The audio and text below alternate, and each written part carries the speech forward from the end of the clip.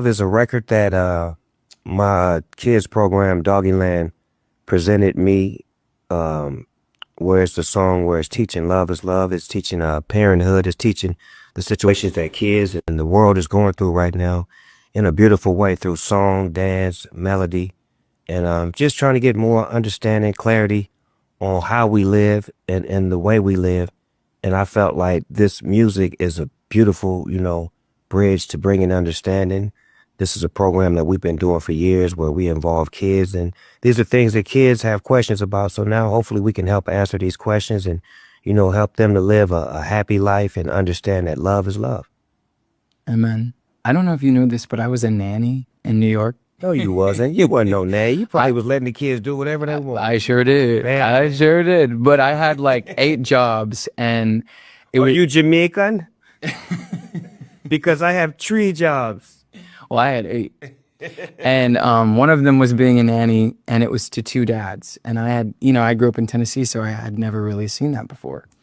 And I didn't really think anything of it. I was like, I'm in New York, And, but they had one son named Malcolm, and I was his nanny for about 2 years, and we formed a really big bond. And I was like, I don't know what I can possibly do for these 2 dads.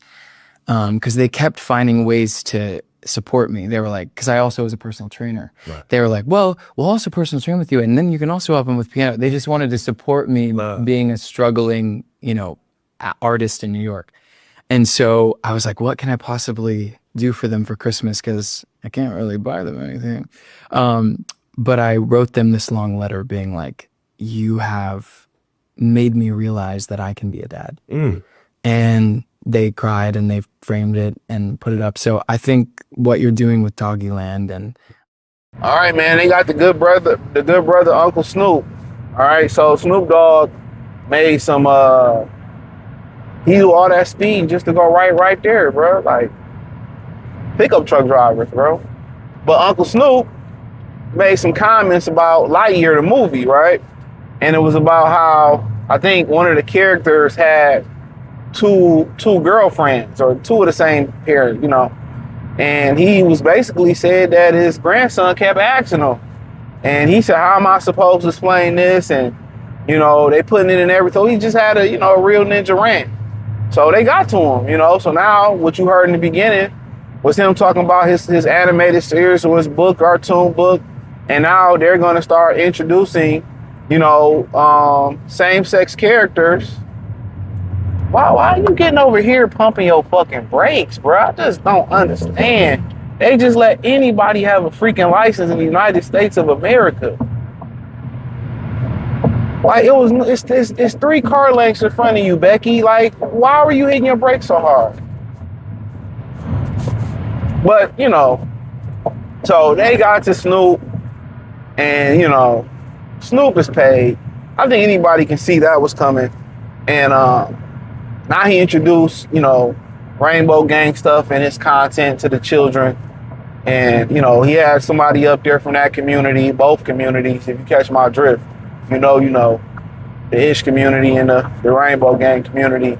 And he was basically saying, telling his story. And they tell stories like to sympathize with the viewer. Like, if you ever worked at a call center and somebody might need some support and they might be frustrated, like, oh yeah, I remember I had my Roku and I couldn't figure it out neither. I'm here to be with you. Supposed to bring some type of calmness, serenity, and that will help you to sympathize with the customer, right? And that's what they doing with this story. He said, when you in Hollywood, you bought. When you make money in Hollywood, you bought. What's so funny about it is, for sure, what's so funny, a lot of those guys sell out in Hollywood, and this is where you see, well, Tyler Perry did this to me, or this person did this to me. When you start hearing people complain, especially men complain how other men violated them, or you hear women complain how other men or men violated them in Hollywood, that lets you know they broke. They sold out. They did all these rituals and selling their bodies and their souls for nothing, for rags. At least if you sell out, you want to be Jay-Z, Snoop Dogg status. You want to get some paper. A lot of those Hollywood actors and actresses, They gotta jump from dick to dick just to make it. Or from coochie to whatever they doing, they gotta jump from person to person just to make, and I ain't even talking about just to, they do it to get auditions, they do it to get but just to get by. They don't get no money. That's why you seen the actor strike. Oh, my check for royalties was $1.76, $1.70. That's why when you start seeing, you know, they broke, bro. And you do all that to get on TV. See, they'll tell, oh, I faded out and I didn't, bro. Your sexual marketplace values faded out in Hollywood. You know what I'm saying?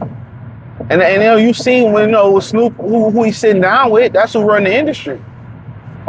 Who he's sitting down with is who runs the industry.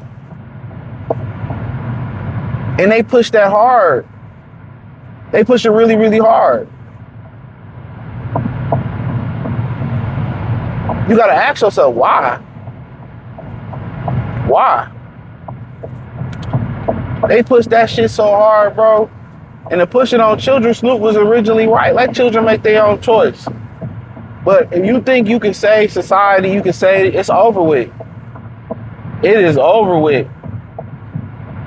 You can't save it, bro. You can't save it. I think the best thing for people is just stop having children. That's exactly what's happening. Can't save it. You know, they broke this man. You know, and that's why I feel like the baby should have never apologized. He apologized and they still ostracize you. You know what I'm saying? So what's the point of apologizing if I'm still gonna get punished? And they make people apologize even if it isn't sincere, or if it is actually sincere, does it really matter at the end of the day? Does it really matter at the end of the day? If you're going to still get punished,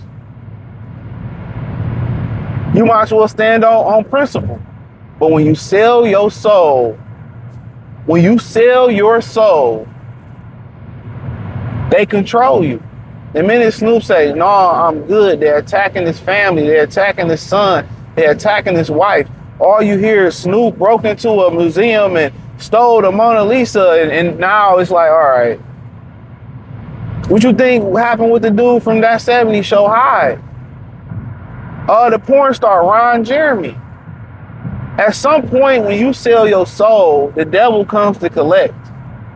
Let me say that again. The devil comes to collect. It doesn't matter. Even if you do everything you say you do and you pass peacefully, I'm pretty sure at the end, at the other side, you got to pay for that, bro. You got to pay for it. So basically, you know, what is it? Cry now, laugh later. That's what it is. And a lot of times you think they laughing now and crying later. They crying and suffering. As a human being, you want to be able to do what you want to do. But if you can't do what you want to do and somebody controlling you, you know, and telling you what to do, and you not under mind control, they controlling you. And if you don't do what they say do, that's why you see a lot of them niggas like Martin Lawrence, all of a sudden he passed out on the front yard and went through that shit in the 90s. You know what I'm saying? This is why you see Dave Chappelle leave and come back and break bread with him and able to enter back into the United States. You know? Eddie Murphy go through what he went through, pop back in, pop back out, pop back in. You know what I'm saying? You know, what did Nas tell Jay-Z? He said, you was my brother, but you sold your soul for riches. Imagine having riches and still being miserable. A lot of them motherfuckers still miserable. Because what real human, and male or female or man or woman, right, wants to have all of this fame and fortune, but you still being told what to do? Nobody wants that, bro. So you think they be living a life, man? A lot of them been violated, bro. Physically, spiritually, mentally. They've been violated. They've been violated. He violated Snoop a long time ago. Probably his whole thing beating that case, he probably had to sell his soul way back then. And it gotta be a nasty day when the roosters come home to roost. It gotta be a nasty day when the devil come to collect. I guarantee you, it got to be a horrible day when the devil come to collect. When it's time to turn your soul over to the devil. Ooh, gotta be a nasty motherfucking day. You gotta wonder, when you do that, do you sell the souls of your family? You know what I'm saying? Like, it's gotta be a nasty day, bro. But hey, appreciate y'all. Hit the link in the description. Join me everywhere. Peace.